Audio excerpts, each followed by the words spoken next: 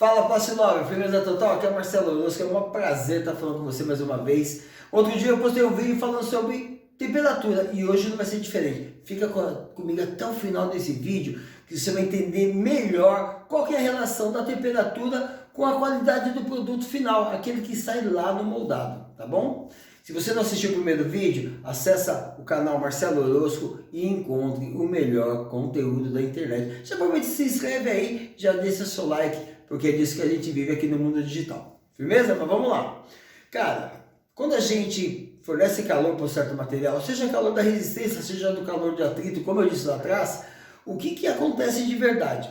Ocorre a vibração dos átomos, a vibração das moléculas. E essa vibração propõe uma energia em que a atração entre elas vai diminuindo. As ligações secundárias vão sendo fragilizadas.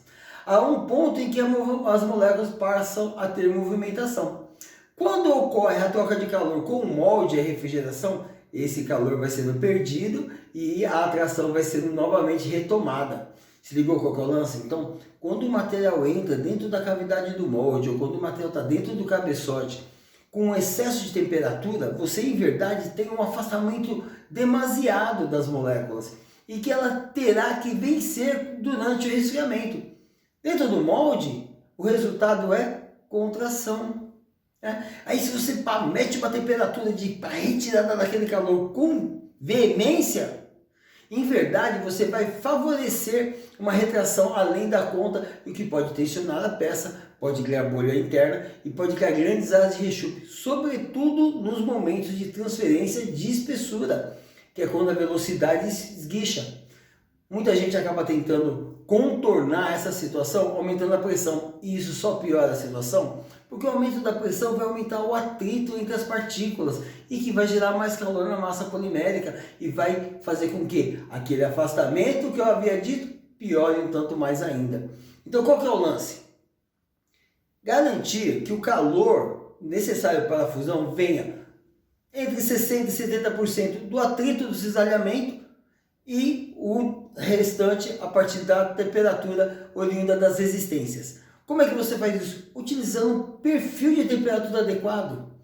Todos os fabricantes de matéria-prima propõem um perfil de tanto a tanto, tá lá. Cara, o meio deve ser mais ou menos, tem que ser a temperatura de fusão cristalina, a TM.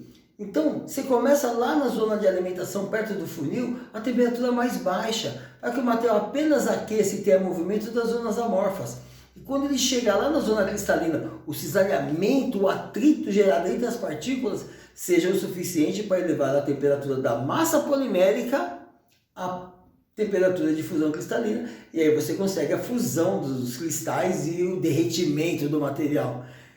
Se você manter essa temperatura ao longo do cilindro, você vai garantir que a temperatura não exceda a quantidade de calor necessária para o fluxo.